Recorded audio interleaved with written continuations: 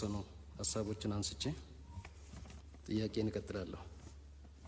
ሰሞኑን በነበረው በኦሮሞ ብሔረሰብ ዞን እና በአጎራባች የሰሜን ሸዋ ዞን ወረዳዎች አካባቢ ኦነግ ሸኔ በሚባል የዳቦ ስም በወሎ ኦሮሞ አርሶ አደሮች ላይ በቤታቸው፣ በመንደራቸው፣ በከተማቸው፣ በክልሉ ልዩ ኃይል በአርሶ አደሩ ላይ፣ በወጣቱ ላይ፣ በሀገር ሽማግሌ፣ በተወዳጅ የመስጂድ ኢማም በተለይ በሸዋሮቢት ሆስፒታል በማንነታቸው ምክንያት ብቻ በአሰቃቂ ሁኔታ የተጨፈጨፉ ቁስለኞች፣ ታማሚዎች፣ አስታማሚዎች፣ እናቶች በነገራችን ላይ የ10 ሰው አስክሬን ዛሬም አልወጣም። እዛው ፈንድቶ እየሸተተ ነው ሆስፒታል ውስጥ። ሕክምና ተከልክለው በየቤታቸው በጤና ጣቢያ እየሞቱና ሞትን እየተጠባበቁ ያሉ ቁስለኞች፣ የጁንታ ሰራዊት ሕክምና ሳይከለከል ከነቤታቸው የተቃጠሉ አዛውንቶችና ሀብት ንብረታቸው የወደመባቸው በ10 ሺዎች የሚቆጠሩ አርሶ አደሮች እንግዲህ ይሄ የተፈጸመው በልዩ ኃይል ነው። መንደር ንዑስ ከተሞች የተቃጠሉትና ግጭቱም የሁለቱ ወንድማማች ህዝብ ሳይሆን በግልጽ ቋንቋ የኦሮሞ አርሶ አደር እና የአማራ ልዩ ኃይል ግጭት መሆኑ በዚህ አጋጣሚ ማንሳት እፈልጋለሁ። የኢትዮጵያ ህዝብ ይሄ ሊረዳ ይገባል። በዚህ አጋጣሚ መላው የኢትዮጵያ ህዝብ እንዲያውቅልን እንዲገነዘብልን የምፈልገው ሀቅ ኦነግ ሸኔ በሚል የዳቦ ስም በወሎ ኦሮሞ ህዝብ ላይ እየተፈጸመ ያለው የዘር ማጽዳት የጦር ወንጀል በሶስት መሰረታዊ ምክንያቶች መሆኑ ሊታወቅ ይገባል።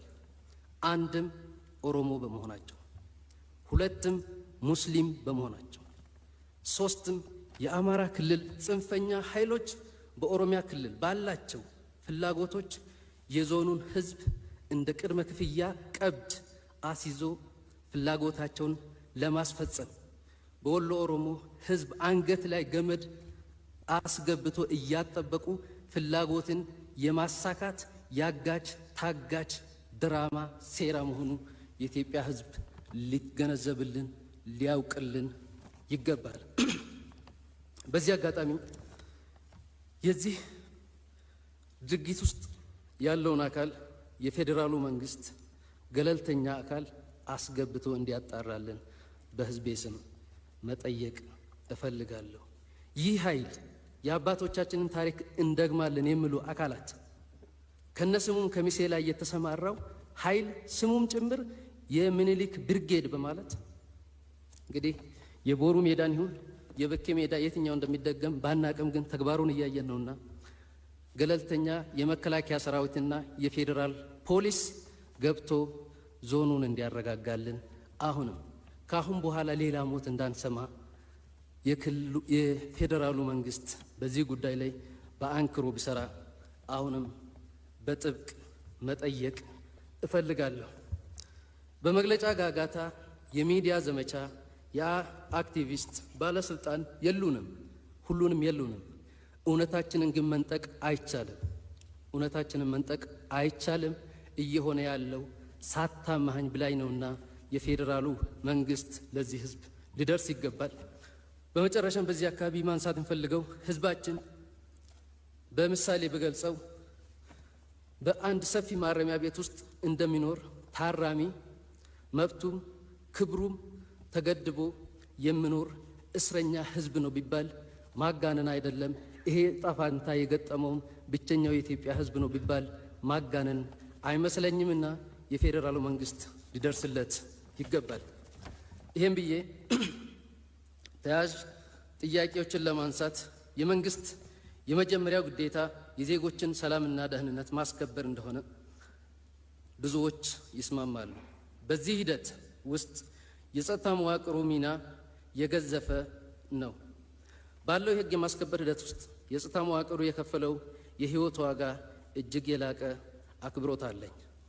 ይህ ሀገርና ህገ መንግስቱን የወገነ ራሱ ተሰውቶ ሀገርን ያኖረ የኢትዮጵያ እና የህዝቦች አለኝታ እና ባለውለታ የሆነውን ሰራዊት ከልብ አመሰግናለሁ።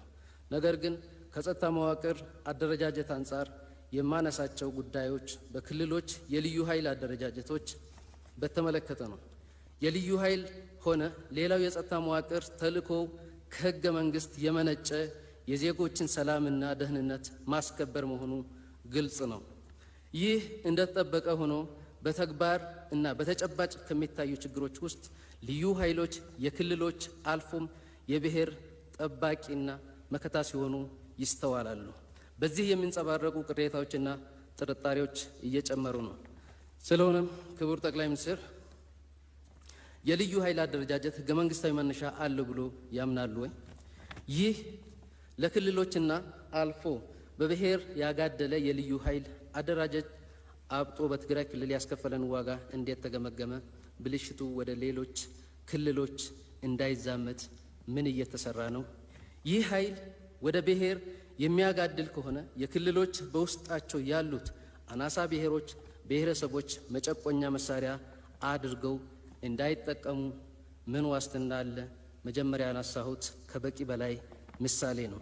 አራተኛ፣ በክልሉ የተደራጁ ብሔረሰቦች የራሳቸው ኃይል ማደራጀት ቢፈልጉ መከላከል ይቻላል ወይ? ከነባራዊ ሁኔታ በመነሳት በሚሉ ጭብጦችና በአጠቃላይ በክልሎችና ብሔረሰቦች መካከል በሚፈጠሩ የአስተዳደር ወሰን እና ሌሎች አለመግባባቶች ሲከሰቱ የልዩ ኃይል አሰላለፍና ጥብቅና ከህገ መንግስቱ ሲያጋድል ይታያልና ይህ እንደ ሀገር ወዴት እየወሰደን ነው? ማብራሪያ ቢሰጥበት። አመሰግናለሁ።